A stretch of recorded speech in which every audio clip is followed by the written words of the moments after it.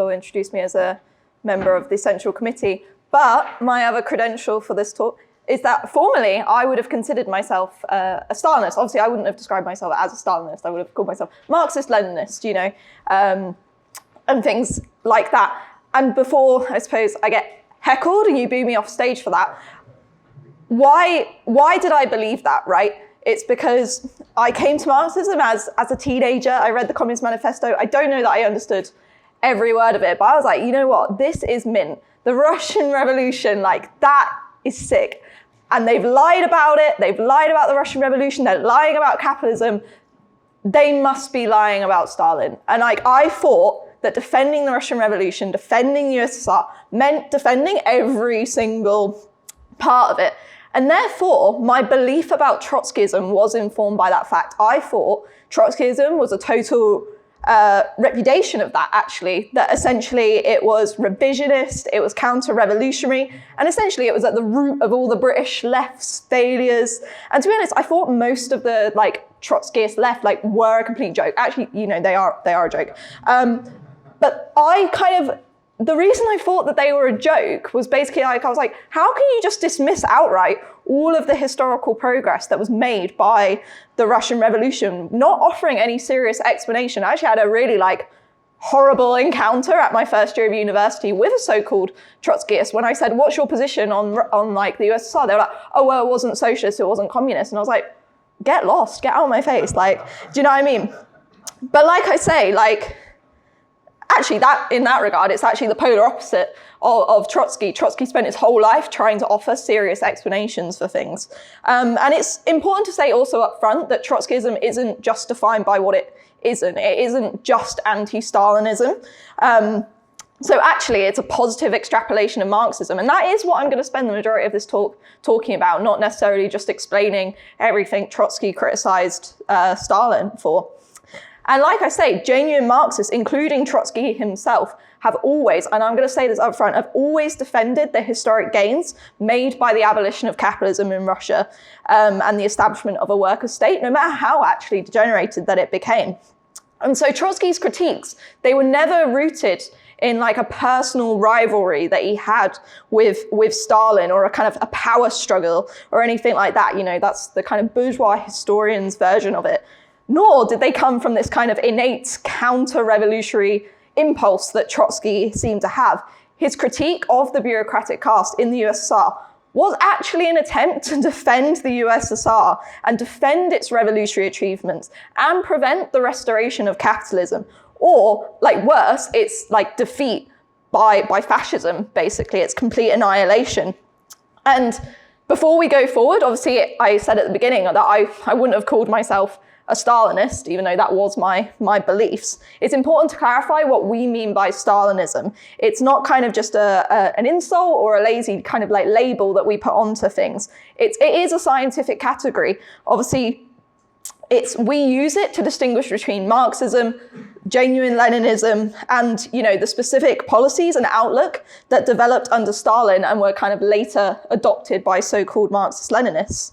And like I say, these parties, these people, they claim to be the sole inheritors of Leninism, and therefore they will obviously never self-describe themselves as Stalinists. Actually, I found that a very off-putting thing, basically, because it's this idea of well, Stalin's just applying Marxism, basically. But I don't use it as a provocation. I'm using it as a descriptor, basically. It's essentially shorthand, obviously, for what Trotsky calls proletarian Bonapartism, right? The ideology, the methods of this bureaucratic caste that kind of rose to dominance in the degenerated workers' state. A caste of people that derived its power not from the private ownership of the means of production, like the capitalists, but from its position atop kind of the planned economy. And therefore that caste actually, it benefited from the backwardness and isolation of Russia. And it was able to kind of raise itself above society because of the isolation of Russia. And therefore its kind of interest and its outlook was totally shaped by that thing. So like I say, it's not a personal thing. This kind of also explains why Stalinism becomes kind of counter-revolutionary on a world stage. And so at its core, it is actually, Stalinism is reformism, right? Where capitalism still existed, it preferred kind of stable and kind of diplomatic arrangements with the capitalist class, basically. This is where you get terms like peaceful coexistence, defense of democracy, over support for revolution. And where capitalism had been overthrown, it fostered kind of small, like, ruling cliques, basically, modeled after the USSR. So that's what I mean when I'm referring to Stalinism. And again, the next argument is that I don't know a majority of Stalinists like actually like being challenged over their ideas, because more often than not, so obviously short of the like usual more online stuff, conspiracy, ice pick jokes, that's very common. But majority of the time, actually, the response that you're going to get from people or from Stalinists or from communists today, like the official communists, the communist parties, is, well, that's all well and good, but this is all history now. We don't let our politics be defined by dead Russian people. These debates are in the past. Why do we need to dwell on them? Why do we need to dwell on the rivalry between Stalin and Trotsky? And that actually is functionally the position of the Communist Party of Britain, actually. And, you see the logic. Okay, the left is already so small. Do we have to get into these debates? Should we just not be united?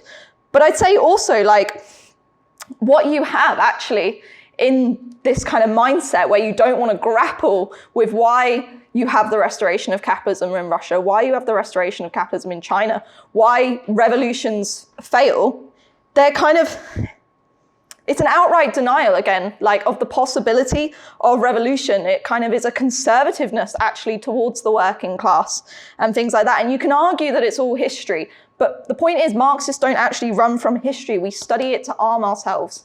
And that's a really important thing for us to do.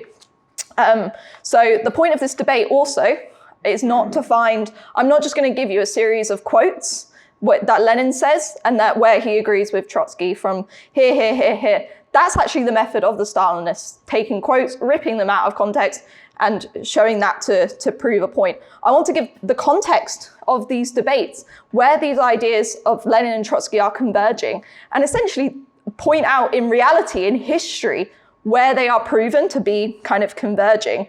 And like I say, political debates, they're not settled by logic or by a debate that you have in a room by selecting quotes, kind of a sparring match. Debates are settled by history. They're settled by reality. If you want to prove an argument, like look at history, look at reality and see what perspective is correct, basically. So I'm going to kind of use a free act structure. When I was a Stalinist, again, I'm kind of paraphrasing here, but these were kind of my three main like objections to Trotskyism when I was a Marxist-Leninist. So first, I thought Trotsky was a Menshevik, right? I was like, he's not a Bolshevik, he's opposed to the revolution, right? Trotsky's a Menshevik. I was like, the theory of permanent revolution is totally utopian. That's so unrealistic. How the hell is that even possible? And also, it's a bit beyond the scope of maybe talking about Lenin, but I was like, oh, Trotsky, he's a fascist collaborator, he's a fascist. He wanted the success of Nazi Germany to defeat USSR. Like, I did genuinely believe that, and lots of people do still genuinely believe that, which is quite worrying. And like I said, I want to explain why these three claims are false. So I'll first start with this point, was Trotsky a Menshevik? And this label of Menshevism is being used to depict Trotsky as a liberal, as a reformist, who only opportunistically joined the Bolshevik faction with Lenin, kind of at the 11th hour, basically, once success was assured, basically. And the purpose of this distortion is a political one. The Stalinists, they want to drive a wedge between Lenin and Trotsky, and also, by extension, to suggest that Stalin, who had been in the Bolsheviks since 1903, was the true inheritor of Leninism. And like I say, to sustain this claim, they obsessively kind of focus on the period before 1917. So I should also explain what I mean by Menshevism. Obviously, it is a faction of the Russian Social Democratic Labour Party, but as a political tendency, in essence, it means reformism. It's kind of this belief that the liberals, the bourgeois, could complete the democratic revolution in Russia. What I mean by the democratic revolution is stuff like winning the 8-hour working day, overthrowing the Tsar, land redistribution to the peasants, things like that, the democratic tasks. They're not explicitly like socialist, basically. And again, on this question of, okay, is Trotsky a Bolshevik? Is he a Menshevik? It's also not, it's not a question of just like factional loyalty. Are you in this club? Are you out of this club? But it's a question of political perspective in critical moments, right? Who, during these revolutionary situations, who represented a revolutionary perspective and the way forward? Like ultimately, you can be in whatever faction you want and still have the wrong ideas. You can be in whatever club you want, you can be in whatever party you want and still not have the right ideas or the right perspective. So I should explain, yes, Trotsky was not part of the Bolsheviks until August 1917, I believe. And it's true, actually, at the Second Congress of the Russian Social Democratic Labour Party in 1903, he did side with the Mensheviks. He did break from them a year later. Over actually on this question of what should the attitude be towards the liberals in Russia. But in 1903, it should be said that the split between the Bolsheviks and the Mensheviks was not yet that political in character. You know, the real differences really only crystallized after the 1905 revolution. And the final break doesn't actually come until 1912. In 1903, the dispute centered on a disagreement essentially around party rules, not on questions of revolution or reform. And as Lenin himself wrote after the Congress, he didn't consider the split at that time to be a life or death for the party. He kind of just assumed at some point maybe that the factions would come back together on a principled basis. And he actually even proposed that both factions kind of use the party press to kind of air their disagreements and preserve unity, basically. Trotsky, like I say, doesn't join the Bolsheviks until 1917, but it's not because he disagreed about revolution or because he was reformist or because he was a liberal. It was a mistake not of reformism, but of conciliationism, basically, which he actually later admits to. He wanted to try and unite the Mensheviks and the Bolsheviks, hoping that kind of a new revolutionary upsurge would bring the party back together and things like that. And that's not too far-fetched a sentiment. Actually, in the 1905 revolution, you have spontaneously like committees of Bolsheviks and Mensheviks working together. They're starting to produce joint publications together, like during the 1905 revolution. And then obviously after the 1905 revolution, the Mensheviks go full kind of counter-revolutionary and say, oh no, it's too premature for the workers to take power. And between 1903 and 1912 itself, Lenin himself also, like I say, tried to seek unity between the two factions, you know, with various amounts of vigor, let's say.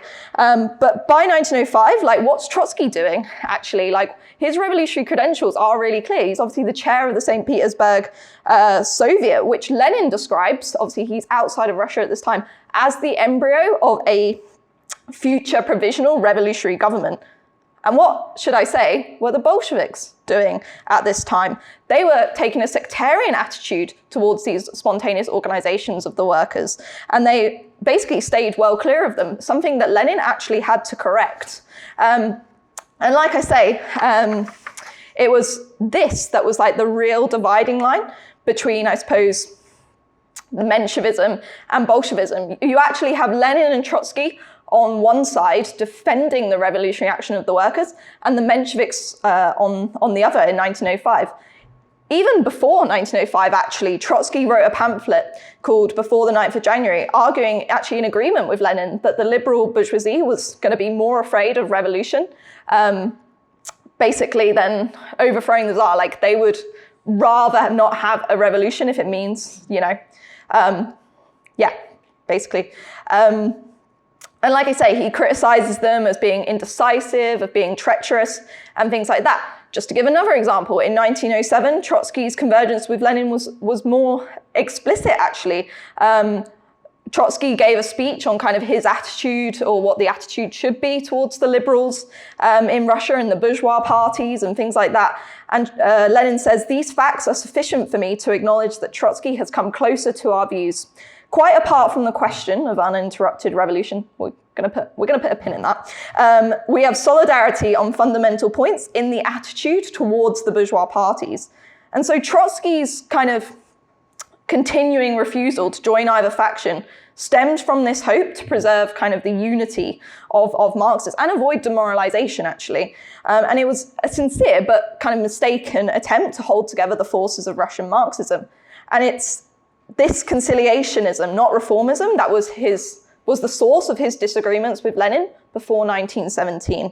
But as Lenin goes on to remark, Trotsky, this was in 1917, by the way, he writes this in November, Trotsky said long ago that unification is impossible. So essentially what Lenin is saying, now that Trotsky has admitted his mistake, from that time on, there has been no better Bolshevik. Okay, so I'm going to say, what were the Bolsheviks doing in 1917? So I've explained to you Trotsky's error, but also the role that he's playing in 1917.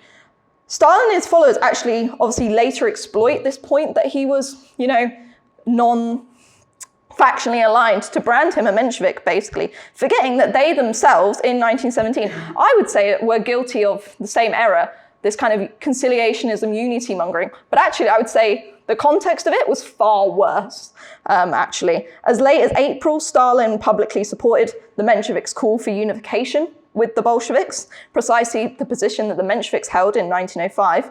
But it's not, like I say, it's not just the same mistake repeated. The Mensheviks now were fully behind the provisional government, i.e. the government of the landlords, the bankers. There were monarchists in there, Like that was the government that the Mensheviks were calling for support. And it was that party and that faction, or no, they were a party at this point, the Mensheviks, the Bolsheviks were calling for unity with. In truth, if anyone deserved the label Menshevik in 1917, it wasn't Trotsky, it was the old Bolsheviks actually with inside Russia. They clung to kind of Lenin's old slogan of the democratic dictatorship of the proletariat and peasantry. Again, we're going to put a pin in that. And they supported the provisional government, basically. They said so long as it acted in the interests of the people. And they explicitly opposed the ideas of workers taking power, which you might be a bit like, oh yeah, well that seems like a bit of a far-fetched idea. Bear in mind that the workers had already set up their own dual organs of power, basically, at this point. They had set up the Soviets. They were running Petrograd. Like, it's not a far-fetched idea that the workers could take power even in February. And like I say, it's kind of no accident that, this kind of conservative mindset kind of comes from this like worship of the accomplished fact. And obviously Stalin did have a great disdain actually for theory. He sometimes described the debates amongst the Russian emigres that kind of Lenin was conducting. He called them storms in a teacup. He just said, workers aren't interested in this, I'm not interested in this, who cares, basically? Who cares about politics? And I would say that conservatism actually persists even after the victory of the revolution. The same old Bolsheviks that kind of hesitated in 1917 then argued, okay, right, we've had our revolution in Russia. You can't really deny that something once it's happened, although people do try to. But now, let me tell you, socialism can only happen in Russia. There can only be a revolution in Russia and nowhere else, okay?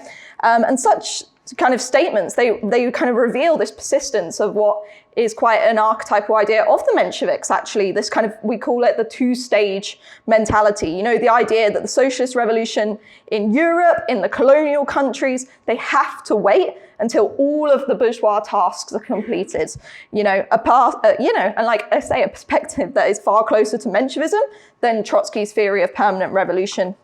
And Trotsky, by contrast, he doesn't join the Bolsheviks when, it's the most opportune time. He joins in August, under the kind of yoke of counter-revolution, basically, where he writes to the Tsarist authorities, if you're going to arrest Lenin, if you're going to arrest Kamenev, then you've got to arrest me too, because I am fully in agreement with their ideas.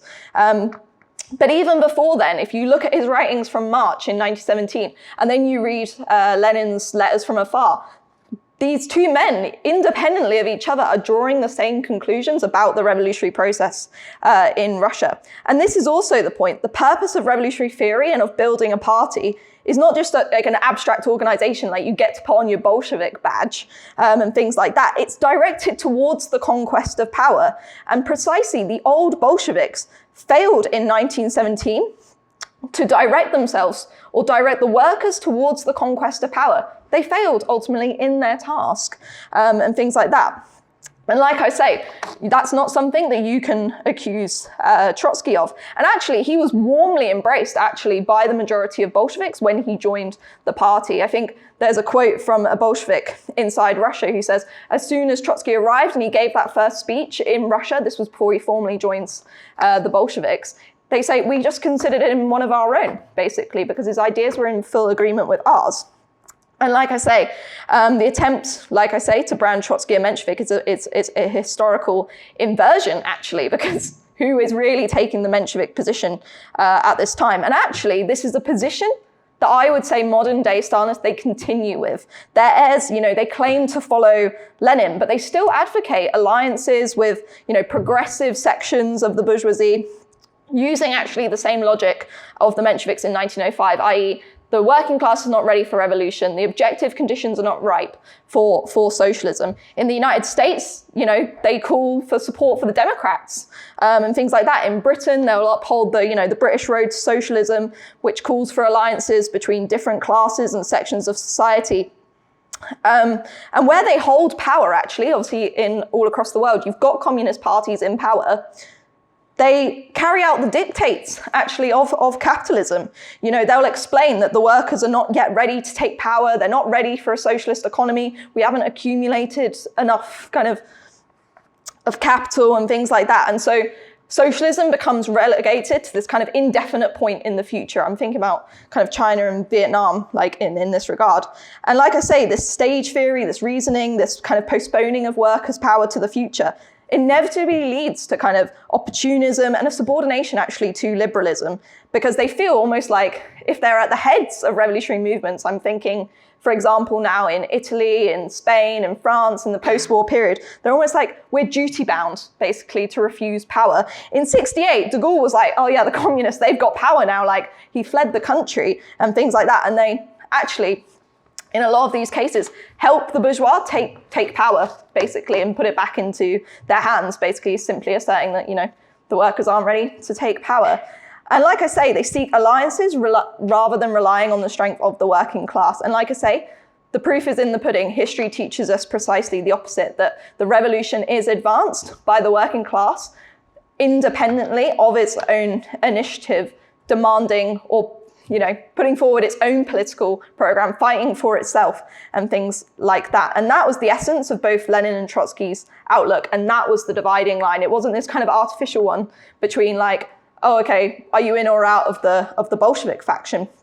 And so I have said I'm going to return now to this point about permanent revolution. To say up front, permanent revolution is not what is often claimed. It's not. Okay, this is the one I see a lot. Okay, socialist revolutions have to erupt simultaneously across all countries all at once. Or revolution all the time forever. Or Russian workers could build socialism independently of the peasantry.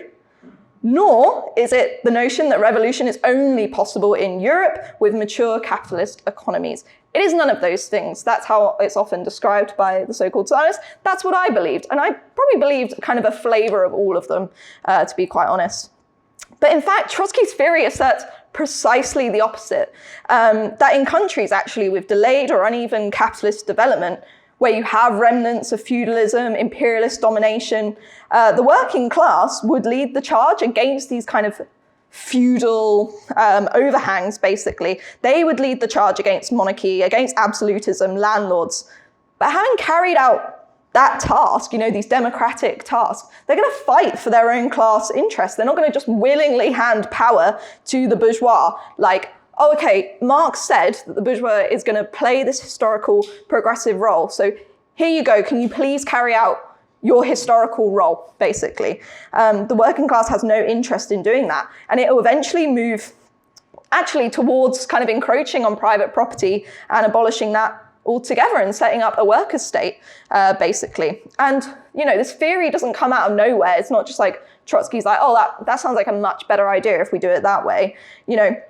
He's actually, Results and Prospects, which he writes in 1904, which is, I suppose, like the biggest kind of extrapolation of this theory, was developed because he was seeing actually in Russia, by the early 20th century, the bourgeois, like they had developed under the kind of protection and direction of the Tsar and the old landed aristocracy. So far from actually wanting to challenge it, or carry out land reform, they were economically and politically tied to it. And they were actually terrified of the growing militancy of the working class, which is demonstrated repeatedly since the 1870s. And they actually recoiled from any democratic reforms that might empower the workers. Therefore, it fell to the working class to actually carry out the struggle against Tsarism, and by extension against the bourgeoisie as well. And in doing so, they would bring behind them the poor peasants, the intellectuals, the petty bourgeois, and things like that. And like I say, once having taken power, they would have no reason to stop at the limits of bourgeois democracy. And I think this is positively confirmed by all of the revolutions that follow 1917. Germany, Austria, Hungary, Italy, and China confirmed, that Russia, despite its kind of backwardness as well, would be a beacon to the rest of the world and to the oppressed. And I should also say, actually, it's not a unique insight of Trotsky's. He borrows the term permanent revolution from Marx, who actually, he made an appraisal of the revolutions of the 1848, and he concluded, actually, as early as 1848, that the bourgeois had played a cowardly and counter-revolutionary role, while the working class emerged as the only consistent fighter for democratic reforms. And he concluded that actually also no single revolution could succeed within its own borders. And he said, the battle cry of the workers must be permanent revolution. And Marx's and Trotsky's insight kind of refutes this kind of very mechanical interpretation of historical materialism. Each country has to pass through these kind of identical stages of development before socialism becomes possible. And Lenin actually shared Trotsky's view that the Russian liberals would play no progressive role in the coming revolution. And actually, everybody agreed, including the Mensheviks, agreed that the coming revolution would have to carry out bourgeois democratic tasks. But the real question was, who would lead the struggle to complete these tasks? Was it going to be the bourgeoisie, or was it going to be the working class, or the peasantry? And in 1904, Trotsky argues that it's going to be the working class, right? And that actually it would initiate through a mass political strike. It could win over the parts of the state, the army, sections of the intelligentsia, and eventually the peasants. And the 1905 revolution confirms this perspective. And actually, the strike of the workers in St. Petersburg, the October General Strike, achieved more than decades of kind of liberal agitation. They win a constitution. And actually, it achieved more than also, because Russia also had a long history of peasant uprisings. So the working class achieved in a matter of days what has taken the liberals and peasants, decades, when they didn't even achieve it. And so far from what he's often accused of today, this idea of kind of Eurocentrism, it's only possible in Europe and the advanced countries and things like that. He writes in 1905, it is possible for the workers to come to power in an economically backward country sooner than in an advanced country. The Russian Revolution will create conditions in which power can pass into the hands of the workers. And like I say, both Lenin and Trotsky agree that the bourgeoisie would betray the democratic revolution, actually, and the workers and the peasants would have to complete it. And also that the Russian Revolution would have international consequences. I'd say the main difference between Lenin and Trotsky in 1905 was this question of formulation. Lenin described the coming regime as the democratic dictatorship of the proletariat and peasantry, which, by the way, is the slogan that the old Bolsheviks were kind of clinging to in February of 1917. Trotsky criticizes this as a vague slogan because it's unclear in this kind of formulation, who is going to lead this task? Obviously, you're saying the proletariat and the peasantry. What is the leading force here? And obviously, history has proved that it is the working class definitively that leads these struggles. And actually, that makes Trotsky's perspective, actually, in 1904, actually very profound, Yes, and I would say also, the events of 1917 vindicated both of them. And actually, you see, though not, explicitly, Lenin's not writing oh yeah, I agree with Trotsky now, we're adopting this slogan. No, but what does he say? What does he use to correct the old Bolsheviks? What, in his letters from afar and in the April thesis, what's the slogan? He says, all power to the Soviets. It's an explicit call for the workers, not just to lead the struggle against Tsarism, as they had already done, but to take power, right? To abolish capitalism. And so I would have to ask, how is that different to the theory of permanent revolution? How is that different to Trotsky's perspective? And actually, this kind of slogan, all power to the Soviets, these letters from afar, they took the Bolsheviks in Russia by surprise. And do you know what they accused Lenin of? Trotskyism, right? Sorry, I had to really go in for that. Right. The Soviets, these organs of dual power created by the workers themselves embody precisely what Trotsky had foreseen, the working class leading the revolution. And again, and also, yes, drawing the peasantry into it. The peasants start to set up their own Soviets as well, or join the existing Soviets and things like that. And again, it kind of also cuts across this idea, Trotskyism, permanent revolution, doesn't take sufficient stock of the peasantry. It's not a sentimental thing, but there is not, where you have a working class, the peasantry cannot play an independent political role. It's itself made up of different class elements. And also, this is proven by the fact that the Social Revolutionaries, which was the party of the peasantry, it played no leading role, actually, in the Russian Revolution. And it eventually splits along class lines, actually, in 1917 into the left and to the right wing. And so far from just being a Trotskyist thing, the theory of permanent revolution is a theory that's celebrated, actually, after the revolution, ahead of the Third Congress of the Comintern, the one where they're discussing world revolution, the building of parties in the colonial dominated world, and things like that. They publish it for delegates to read, right? And also, if you read Lenin's draft thesis on the colonial question, I would have to ask you to read both and basically conclude, are these fundamentally two different theories and perspectives? I don't think they are. And even after 1945, in a distorted way, I would say the revolutions in Eastern Europe, China, Cuba, Korea, Iran, Indonesia, Iraq, Malaysia, Spain, they confirm permanent revolution, right? Because in many cases, in all of these countries, communists and communist parties under the direction of Stalin are seeking alliances with the so-called progressive bourgeoisie, many of them having fled, by the way. That's why Trotsky calls them a shadow. But here they find there's no one to form an alliance with. The bourgeois is playing a counter-revolutionary role to defend against imperialism, meet these popular demands of the revolution. We're compelled to abolish private property, basically. And so I would say, actually, the theory of permanent revolution as the social base of the global working class widens and deepens becomes actually far more relevant for Marxists and should be understood by all Marxists. And obviously, this kind of old caricature that Stalinists have just needs to be dispelled as soon as possible.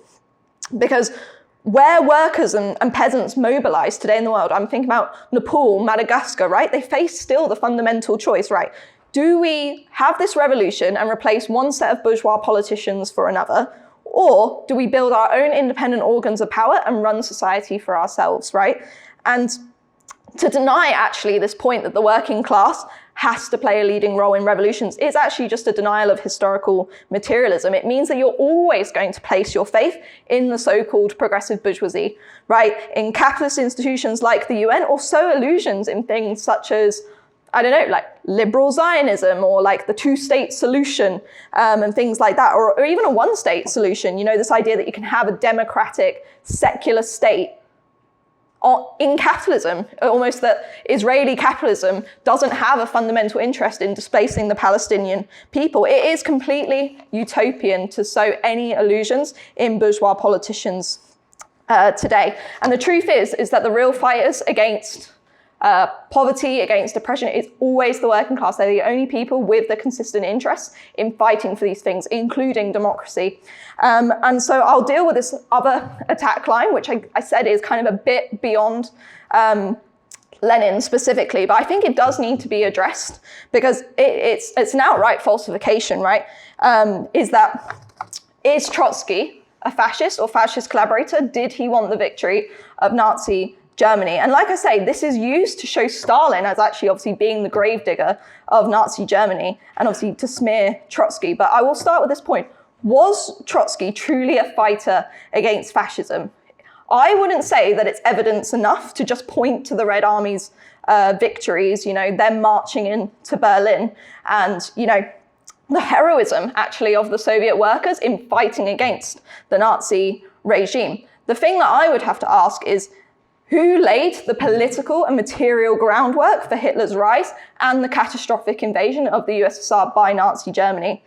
During the 1930s, Stalin actually decapitates the Red Army. He executes many of its most kind of capable officers under the charges of Trotskyism and replaced them with kind of these pliant bureaucrats. And this purge gravely weakened the Soviet defenses on the eve of the war.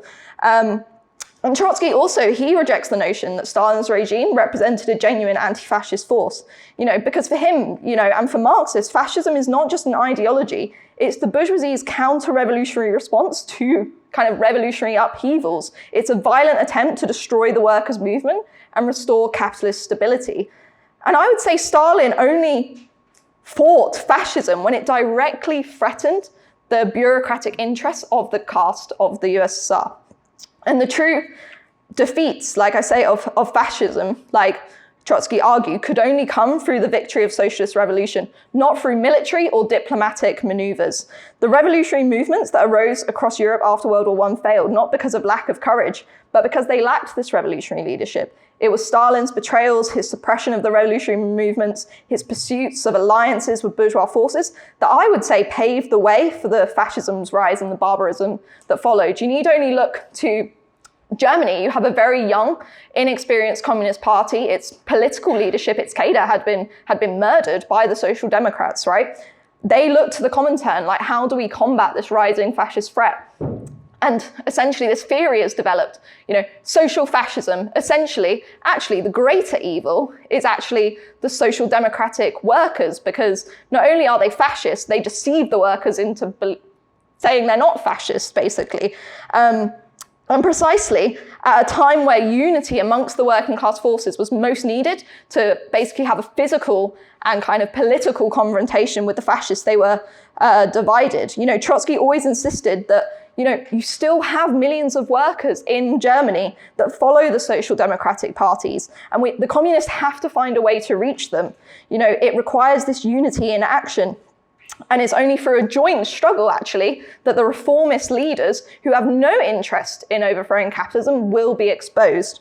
And I'd say that divide actually incapacitated the fight against fascism in Germany. In Spain, too, the kind of rallying call of the communists in Spain was, first win the war, then we'll make the revolution, and things like that. And actually, the Communist International understand they refused, actually, the USSR, they refused to arm the workers in Spain, and they continued this kind of disastrous popular front policy with the capitalist parties, the same capitalist parties that, were in communication with Franco in Morocco, like, come on, invade, come on, and things like that. That's who they were seeking alliances with.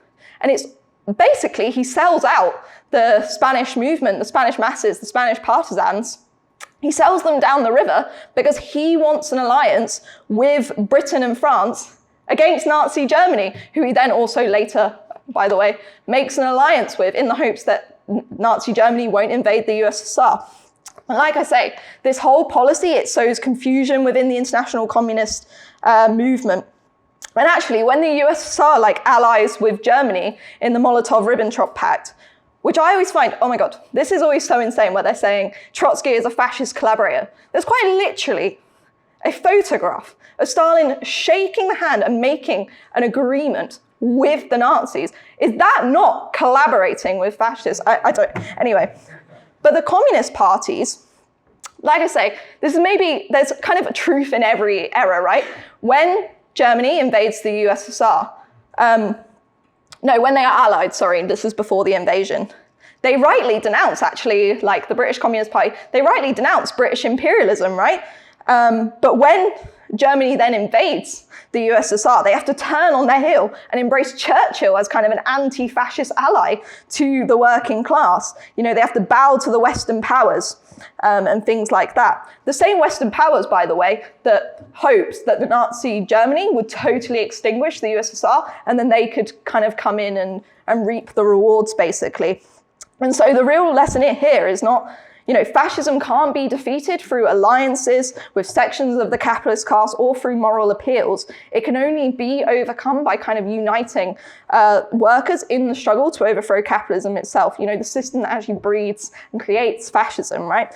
And I will say, Leon Trotsky, through this whole period, he does not wish the defeat of the USSR because he doesn't like Stalin or because he thinks it's degenerated. He believes that it should be extinct, basically. He maintains an unconditional defense of the Soviet Union, understanding that the destruction, actually, of the first worker state would deal a mortal blow to the international working class movement. And it wasn't sentimentality. This was an existential question. The fall of the USSR at that time would extinguish the flame of revolution for a whole entire historical period.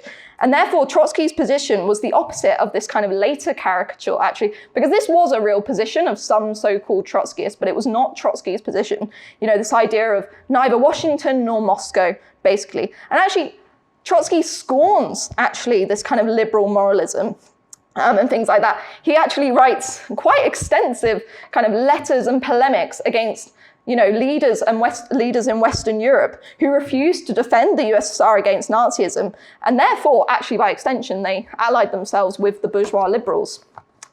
And therefore, obviously, we're still led to believe that, without Stalin, fascism would have prevailed, and things like that. But despite this kind of round condemnation of Trotsky, and things like that, we're still actually faced with this kind of repeated error from this whole period, even from so-called Trotskyists, actually, that is a repeat, actually, of popular frontism, an anti-fascist, anti-racist struggle that's kind of totally drained of the class struggle and is totally drained of politics. And I think Lenin and Trotsky would have abhorred, actually, such sentimentalism that today passes for anti-fascism. But both actually understood that at its core, fascism, counter-revolution, at its core, it's a political struggle of the working class against capitalism and all the horrors that it produces. And there can be actually no genuine unity with so-called anti-fascists who reject the need to overthrow capitalism. And so what united Lenin and Trotsky was not the kind of worship of old formulas, or they're not writing to each other being like, love that idea, it's so good, gonna steal that slogan, or whatever. It wasn't just the resuscitation of slogans. It was their method that united them, their ability to analyze reality, adapt their strategy to changing conditions, and remain firmly grounded in the perspective of international working class revolution. Abstractions and quotations, they mean nothing if they become substitutes for revolutionary thought and action.